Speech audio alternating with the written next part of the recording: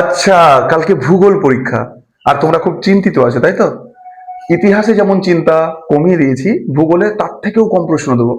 একদম কয়েকটা। আরে লাস্ট বেঞ্চ বলে ফার্স্ট বেঞ্চ বলে কোনো কথা নয়। যে ফার্স্ট যে ফার্স্ট বয় সে প্রথম থেকে কেটেছে, আর তুমি এখন চিন্তিত হয়ে গেছো যে তার মতন পড়োনি। কিন্তু ঠিক কয়েকটা প্রশ্ন যদি তোমাকে দিই, যেটা একদম জাদু লাগিয়ে দেবে কালকের পরীক্ষার হলে, কেমন লাগবে?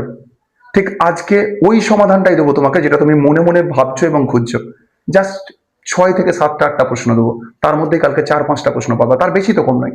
আজকে আমি সেই প্রশ্ন কটা নিয়ে আলোচনা করবো। শুধু এই কটা দয়া করে পরীক্ষার হলে ঢোকার আগে একবার দেখেছি, আর কিছু বলবো না তোমাদেরকে।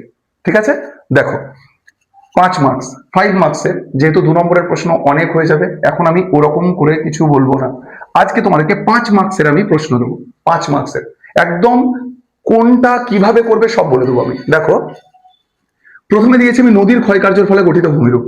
নদী তার যে ক্ষয়কার্য চালায়, সেই ক্ষয়কার্যের ফলে ভূমির রূপগুলো কিভাবে বদলে যায়, মানে ভূমির রূপগুলো কিভাবে তৈরি হয় আর কি। তাহলে ভূমিরূপ, তাহলে নদীর ক্ষয়কার্যের ফলে গঠিত ভূমিরূপ। ঠিক আছে একটা। 2 নম্বর হচ্ছে নদীর মধ্যগতিতে যে সঞ্চয় কার্য করে, নদীর তো মধ্যগতিতে সঞ্চয় করে, সেই সঞ্চয় কার্যের ফলে গঠিত ভূমিরূপ। সবই কিন্তু চিত্রসহ, চিত্রসহ মানে ছবি আঁকতে হবে তোমাকে। 3টে ভূমিরূপ লিখতে হবে, 3টে ভূমিরূপের বৈশিষ্ট্য লিখতে হবে এবং ছবি দিতে হবে তোমাকে। আর একটা বায়ুর ক্ষয়কার্যের ফলে বা নদী ও জলধারার মিলিত ক্ষয়কার্যের ফলে। 4টের মধ্যে 2টো প্রশ্ন পাবা, 4টের মধ্যে 2টো পাবা। আর কি বলবো? ঠিক আছে, ক্ষয়কার্য। আর এই 4টে প্রশ্নের মধ্যে তুমি 2টো পাবা, লিখে দেবা। আর কিচ্ছু বলার নেই এখানে, জাস্ট আর একটা বলে দিচ্ছি। তাহলে এই 4টের মধ্যে তো 2টো পেয়েই গেলা।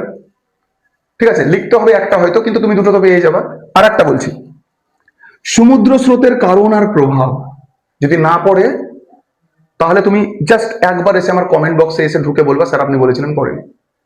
লাস্ট বেঞ্চ ফার্স্ট বেঞ্চ বলে কোনো কিছু নেই, জাস্ট পড়ো, অ্যান্সার লিখে এসো, নাম্বার প্রচুর নাম্বার পাবা। ঠিক আছে, যাই হোক, সিনসিয়ারিটি আনো। আর অনেক দিন বসেছিলে, এবার কিন্তু পড়তে হবে। কি বলছি দেখো, তাহলে কি বললাম? সমুদ্র স্রোতের কারণ প্রভাব। কারণ প্রভাবের মধ্যে 5 নম্বরের একটা মাস্ট পাচ্ছ, তাহলে 2টো হয়ে গেল 5।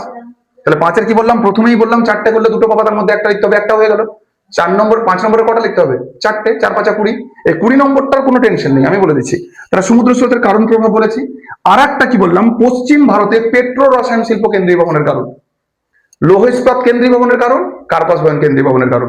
এই পেট্রো রসায়ন, লৌহ ইস্পাত, কার্পাস বয়ন, এই 3টের মধ্যে একটা পড়বে। তার মানে 3টে হয়ে গেল।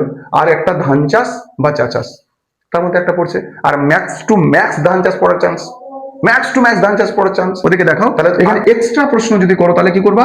জনসংখ্যার অসম বন্টন, এই যে ভারতের বিভিন্ন জায়গায় জনসংখ্যার পরিমাণের যে তফাৎ, সেই জনসংখ্যার অসম বন্টন গুলো দেখে নেবা। ঠিক আছে, হিমালয়ের ভূপ্রকৃতি যদি পড়তে চাও, অসাধারণ ইম্পর্টেন্ট, চলেই এসছে।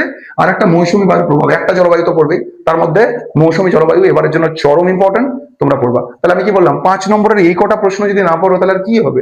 আর হবে? জাস্ট দেখো, আমি 4-5টা 6টা প্রশ্ন বলে দিলাম, এর মধ্যেই তো পড়বে। তারপরে আর একবার আমি শর্টে ব্রিফলি বলে দিচ্ছি, আর একবার জাস্ট, কারণ তোমাদের আমি সবসময় ভালো চাই, আমি চাই যে তোমরা পাস করে যাও, এনি হাও পাস করে যাও।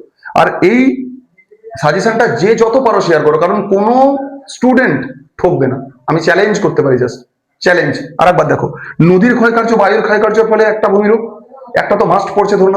ম্যাক্স টু ম্যাক্স নদী, বায়ু এবং জলধারা মিলিত ক্ষয়কার্যের ফলে ভূমিরূপটা দেখে রাখলাম। সমুদ্র স্রোতের কারণ প্রভাব একটা পড়ে গেল। চা চাষ আর ধান চাষ, তার মধ্যে মোস্ট ইম্পর্টেন্ট আমি বলছি ধান চাষ পড়ে যাবে কালকে। আর না হলে তো চাটা করবাই, চাটাতে দেখে যাবা। তাহলে হয়ে গেল একটা। আর একটা কি বললাম আমি? একটা পেট্রো রসায়ন কেন্দ্রীভবন, কার্পাস বয়ন আর লৌহ ইস্পাত, তার মধ্যে লৌহ ইস্পাত আর পেট্রো রসায়ন, এই দুটোর মধ্যে একটা মাস্ট 5-এর পাবো। আমি তো বলবো পেট্রো রসায়ন, আমি বলবো, মানে আমার দিক থেকে যদি বলো।